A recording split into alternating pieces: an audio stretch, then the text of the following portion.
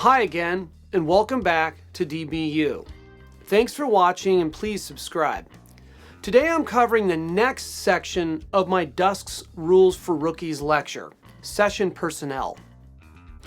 Okay, so we have a good idea of who's working in the building, but what about the people in the control and performance areas? Well, we have a breakdown for them too. And first up is our A&R or label rep. In most cases, the label is a company directly paying the studio for the services rendered during the production of an album. In some cases, the label can be owned by the artists themselves. While they typically do not select the studio, the engineer, or the producer, they can and have been known to influence those decisions. Okay, now the producer. This is usually an independent contractor employed by the label or the artist to produce the album. Much like their counterparts in film, TV, and live entertainment, they're responsible for managing the evolution of a project.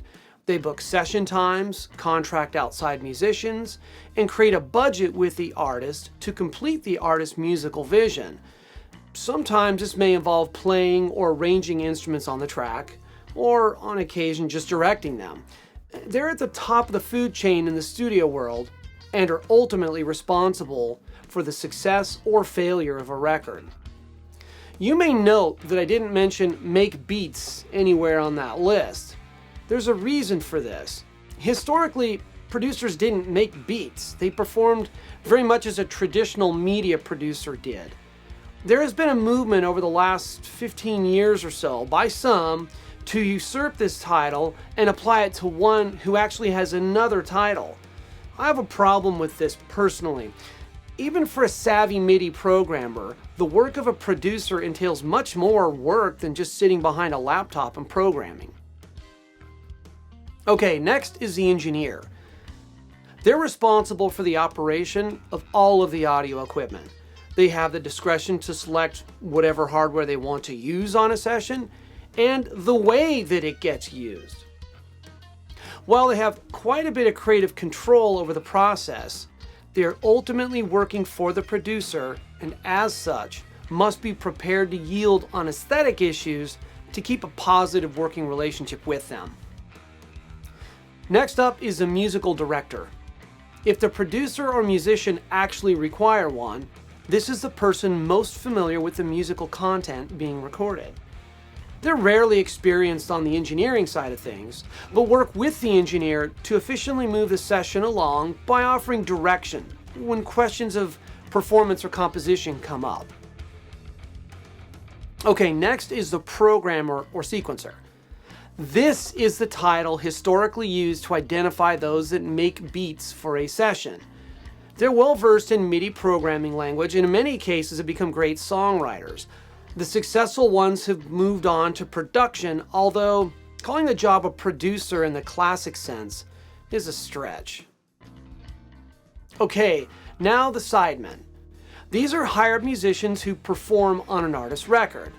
Some are uncredited depending on the artist and the terms of the deal. The uncredited ones are usually ghost players who surreptitiously replace the weak performances of an artist. I've been forced to do this myself on occasion.